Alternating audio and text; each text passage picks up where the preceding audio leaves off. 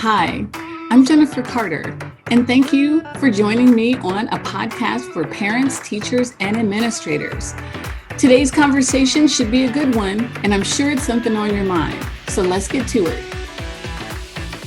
So thank you so much, Dave, for joining me to talk today. Can you just tell us a little bit about who you are and how you're connected to school? Sure. Jennifer, thanks so much for having me today. So my name is Dave Esbin. I'm the Executive Director of Sequel, Californians for Quality Early Learning. We are a membership nonprofit supporting childcares all around the state of California. I myself have been in the childcare industry for a long time, and I talk to childcare leaders all day long. That's my job in supporting them. Excellent. So what's on your mind? Like, what's your question, or what do you want to talk about? Yeah, sure. So I think I'm feeling particularly this week that our world is growing more and more divisive and partisan and nationalistic and closed off. So my question is, given everything that's going on in our geopolitical world and what feels like it's happening on a local level, what do we do to help our children understand the benefit of these opposing viewpoints, seeking other viewpoints, seeking togetherness and community? What can we do now at the ages they're at now to help them on that road? Mm. Well, it's interesting what, my perspective, or, how I would respond to that is the work to get them into the space where they need to be is actually not work with them. It's forming a community of people around them that reflects what you would prefer to see. So if you see a country that's really divided, find different people and different races and nationalities and viewpoints and things like that, and surround yourself with those people. And not just in a way that sets up a hierarchy, like, this person works for us or this person is our neighbor. Really like forming a community. Like when you have a barbecue and you come into the barbecue, watching adults have discourse that are not disagreeable is a great way to show kids that they can be disagreeable, or they can disagree without being disagreeable or without being combative. And the more you can open your world, the more their world is just going to naturally open. And it won't be insignificant and it won't be superficial. That's the thing. But then the next question is, like, how do you find, like, as a grown-up, how do you find that diverse set of friends and that diverse community? Do you go to church or a synagogue or anything like that? No, I'm not religious, so I unfortunately don't have a religious community, but I wish I did at this point in time. Um, no, I personally built community through, well, these days I have kids, so it's through my children. And it's an ongoing project, and I would say struggle, especially with COVID, to build a community, just any community, but one with diverse viewpoints and histories and backgrounds and skin colors, like even more challenging. So this is a big personal challenge for me too. Yeah. I can tell you I can tell you a couple of stories, but I'll tell you, when I first moved to California, obviously I didn't know anybody. I'm not from California, I'm from Cleveland, and we didn't have friends. And I just got this job at a school in Santa Monica. So I didn't know anybody. And so I went on Yahoo Groups. Like, remember that, like 1,000 years ago? And there was a book club, and then there was a Yahoo group called African Girls in LA.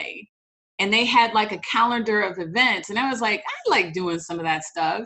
And so I went, and from those experiences, I have this fantastic network of women that I'm friends with. So then fast forward, I go out to the Inland Empire where my school is. And I was like, well, Yahoo Groups doesn't exist, but Meetup does. And so I was looking into groups for people. I looked at one with empty nesters, because I don't look old enough to be an empty nester, but I am, in fact, an empty nester. My kids are 22 and 24. Oh. But when I went, everybody was like, they weren't like me. So it was like, I'm not going to come back to this group. But then I went to a different group with entrepreneurs. And when I tell you, when we sit down in a restaurant, I'm sure people are like, how did you even meet each other? Because there's one older white lady she's like my mom's age. And then there's another white lady who's in her 60s. There's me and another African American woman who's about my age. And then we have a couple of 20-year-olds. And we're just this crazy hodgepodge group of people. And we talk about business, and we talk about like struggles that we're going through in business and how we're facing challenges. And we started almost a year ago, and we still meet once a month, and those are just like meetup groups. So those places like Meetup, I think, are still they see, it sounds corny, but I think, they're still having a lot of meetings. They're still having a lot of opportunities to get together digitally. And it's a great resource for meeting people who are not like you, but who may share the same interest as you. Yeah, it reminds me. I tried I think it was a coding meetup a couple years ago here in the East Bay, and yeah, it was me, a 12-year-old, and like a 65-year-old Latino man. And I was like, "Hi, this is awesome, awesome group." We were all not fully committed to coding or learning Python, whatever we were learning, but I was like, "Wow, like we're just brought together with the love of coding or the interest in even trying it." But we have so much to learn from each other and to learn about each other. So uh, that was neat. I should try Meetup again. That's a great reminder that I don't have to look for it in person, especially with everything that's going on. So thanks. And even we have a Facebook group for SQL. And like I spend a lot of time like doing direct messages with folks in that group, and they're from all over the state, Yeah, they really are. and they're really politically diverse. They all just care about childcare, and some of them specifically care about their business as a childcare business. And so we have that in common. So there's a couple of digital opportunities that really kind of spring forth with some real friendships that grow out of that stuff, you know. And then when we talk about it from the perspective of kids, we want to work on ourselves, but then when you add kids in, then how do you have those conversations with them, And I think what we both know as people who work in early childhood education is the bigger the empathic capacity of a child, the less these problems become later. And the wider the bandwidth for tolerance and tenacity, the less these challenges become later on. And those are transcendent. That could be any race, any socioeconomic group, and anywhere in the country. If you're really tolerant, that's going to serve you well, and it's going to make you less combative and less divisive. I would also recommend not watching a lot of or reading a lot of stuff that makes you feel that way. Yeah. Maybe a romance novel. I'm just kidding. Hey. Yeah, but yeah, I think reading the news it can make it hard and really kind of it can recycle kind of those feelings of divisiveness or partisanship. So yeah, it's tough. Yeah. I listen to WCPN, which is a public radio out of my hometown of Cleveland. And they have a lot of partisan stuff, but at the same time, people are disagreeing. The moderators tend to be relatively Midwestern and kind of rational and cut to the point. Like, we don't need, more division, or yes, that's a good point, and it disagrees with someone else. But I think they do a pretty nice job of presenting a lot of different perspectives without it feeling, like we're all doomed or look at how bad that side is. So I would I recommend feel that. like there's like neutral, and then there's actually showing the at least a range of perspectives without too much of their own perspective. Showing the data or the that. I've seen a project where I think it was in San Francisco. They brought people with distinctly different views. I think it was specifically political views together for Mm. dinner Mm. when they could, and it was a 2 hour dinner. You get sat next to someone that is I don't know, far right, and you're far left or liberal, like, and there's prompts and stuff, and I think it was on the radio as well. They kind of showed uh, the outcome of that and how people felt. And yeah, I don't think people ever are going to agree on the same things, but at least they can have empathy for someone else's understanding. Maybe end up in the middle a little bit more, but the outcomes were they sounded really remarkable. Huh. I mean, isn't that, do you remember that study, like maybe at this point, almost 10 years ago, they were talking about different levels of tolerance with people who were lesbian, gay, transgender. And they were saying that the more interaction you have with people who are non-cisgender, the more your tolerance Mm. goes up. And now as people are having more relatives that identify as gay, their perspective, or with gender identification differences, their perspective is changing as well. So I mean, I think there's definitely something to that idea of proximity. That's really neat. I hadn't heard that study, but that's a really cool kind of I guess it's a trend. That sounds really a trend, but oh, that's really cool. I didn't know about that. I just wanted to take a quick pause from Dave. Thank you so much for listening to our podcast. And I also wanted to add in a little bit of an invitation. As you know, this podcast is for parents, teachers, and administrators. So it really is your podcast. And because it's your podcast, we want you to send in a question to be a guest on our show. If you go to our show notes, there's a link that you can fill in. Send that link back to me, and hopefully we can have you on our show to have a conversation.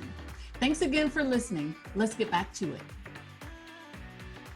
And you were saying you were imagining what childcare is going to look like 10 years from now. Is that something you're still wondering about? Yeah, I think with everything going on with, school age classrooms being closed as well, like, what does our education system look like in 10 years? How's it going to adapt and change between now and then? Actually nervous about it. I have to be honest.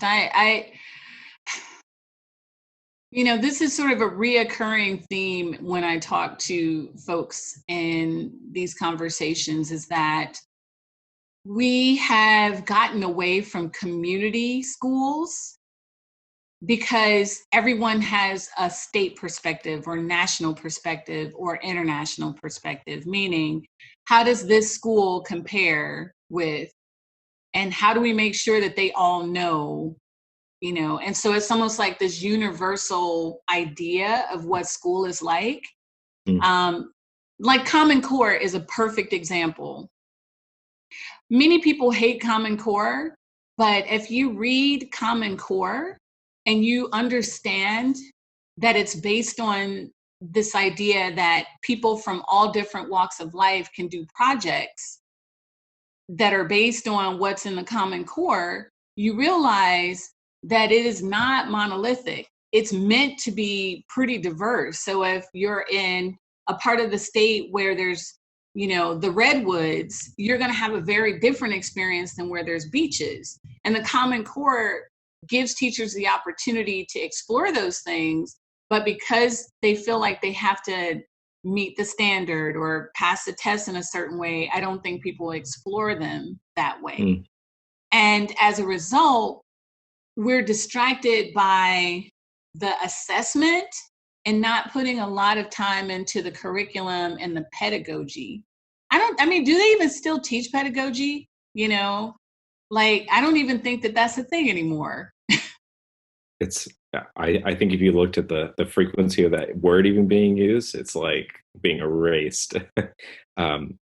I hear it every once in a while, but it's not like a system of thinking for childcare anymore, really. Yeah. You know, and Yeah. and so in the book that I've created, the Meaningful Assessment Ready Experiences, the whole beginning is about that. It's about Mm. pedagogy. It's about the roots of the Common Core, and about how don't be afraid of this. Be unique, be different. Your school can be different. Even in elementary and a high school, it should be different. It should correspond with what happens in your community, Hmm. because that's where your kids live. I mean, Well, it's what makes learning unique, right? And mhm, interesting. mhm. Huh. So, I'm hoping that there's a shift away from, us all doing fill in the blank, us all doing assessment, us all doing curriculum, but I'm not fully hopeful. But the flip side is, when I was a young teacher back in like 94, 96, one of the, those old teachers that seem to know everything, and, you're all bright eyed and bushy tailed, and they're like, this stuff will come around again. So far, there's been a number of things that I've seen recycled, and maybe this is the time for that idea, like that individuality in a community. Maybe it'll come up again. I hope so, but I'm not sure. I do think we've all had a great pause in education, a pause to think about what do we want for our children, what do we want schools to be, not just what format they are, but what does education look like? And education is different than the act of caring for a child. Right. It's two different things, and I think a lot of parents are just realizing that there's a difference, and they both have to be analyzed in their own way Hmm. and thought about in their own way. So, yeah, that That's a pedagogy really is. good point. Um, COVID is kind of a drag, but it is very useful, because just what you're saying, all of those like fine details of difference are amplified. You know, economic disparity, you can turn a blind eye, but not in COVID. You know, the fact that school is where kids eat. I mean, wrap your head around. Imagine people are not eating because schools are closed. You have to look at the system you live in, and have at least a one question, like, maybe you're not going to have this philosophical revelation, but maybe just one question, like, whoa, how'd that happen? When you think about learning differences and how children learn, when you think about the value of teachers, and the value of students. I heard someone say, well, with a 0.303%, that's only 400 kids that'll die. And my response was, I'm positive that their parents, of the parents of that 400 students, thinks that's a lot, you know, and Yeah, they're just going to disagree really, with that, I think. yeah, Mm. making people rethink some of the things that just slide out of your mouth because you don't have that firsthand experience. So in a way, Mm. this has been a really good experience. I think so that's what I think the next few years are going to be, is a time for a lot of reflection, where school districts and parents and adults all the way around are going to be like, wait, this is a mess. How do we just untangle this giant mess that we've created? And thinking about, what are the good things that we've been ignoring because we've been focusing on things that are not the good things. So I do think that that's what's going to happen. Mm. Thanks. That's helpful. I have Yeah. no idea what's going to happen. You're like, It's going to be a wild ride. We'll see. I think you're right. I think there's a microscope put on the issues and the positives right now, and it won't be quickly forgotten. I think it's going to mhm. result in policy changes and structural changes. I mean, I think it won't be quickly forgotten, because it's not like this disease is like, all right, I'm done. I'm out of here. This will come in waves, and it'll force people to really evaluate some of those big questions. How do we value teachers? How do we show that we value children? What is really important in education? You know, um, So that I am very hopeful about. I'm really excited and looking forward to that over the next few years, about how people like us who teach young children can really have an impact and shape that. And especially, in the organization sequel, because, we're speaking directly to legislators to remind them to have that reflection. Is this policy really, if this comes up again, how is this going to have an impact further down the road? So, it gives a different reflection tool and a different framework for how we make decisions moving forward. Mm. Yeah, definitely. It's something I really want to consider in our future advocacy efforts with Sequel, as well as how we speak with childcare leaders. Is that this change, it's here to stay. It's permanently changed how families and parents think about childcare. Yeah. We need to adapt now, but we also need to think about long-term changes and what this means for everyone. So, yeah. Well, we can talk about that in another call, because that's a big, I would love to dive into that and like build whiteboards and have notes all over the place. That's a grand brainstorm. Yeah, we should book a week. We should book about a week for that. Yes, absolutely. That's definitely not a day's retreat, No. But I just want to say thank you. I'm mindful that you have little children in the house sleeping that will probably wake up. And at the very least, you have a wife who is probably wondering where you are. So. Probably. Thanks so much for putting this on and hosting me, Jennifer. I really appreciate it. Thanks for inviting me. So that's our conversation for today. I hope you found some information that was interesting, or a perspective that you hadn't thought of. If you like what you heard, or even if you have some feedback, put a comment in our comment section. Be sure to like our page and make sure that you subscribe so that you can hear when the next video comes out. Thanks so much again for joining us.